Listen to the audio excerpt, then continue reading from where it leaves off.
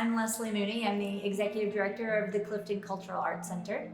What I'm most proud of with this exhibition is the breadth of work that was submitted. I mean, honestly, when the FotoFocus Biennial, when they decided to pivot with COVID-19, we didn't know if we should continue on with the exhibition or not, but we had already received such strong entries from the call artists that we put out that we just really felt like we should continue with the exhibition, frankly not even knowing if it would end up being an in-person show or if it would be entirely online or how it would end up in fruition, but we just knew that the work was really strong, and so we really wanted to give artists the opportunity to share their voice and to share their works. And so we ended up with 14 great artists represented in the show, and yeah, they all really capture this idea of the third place. The first place being home, second place being work traditionally, and then CCAC is really that third place. And certainly there's lots of other interpretations and examples, as you can see throughout the exhibition,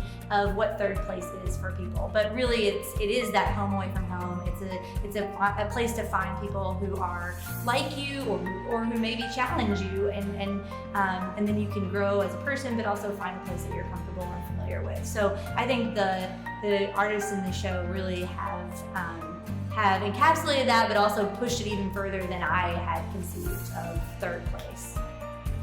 There's actually been empirical data and research shown that people that have a strong community network, whether that's through church or through possibly work, but through third places like CCAC, through rec centers, through libraries, parks, that those people in those neighborhoods are actually physically healthier.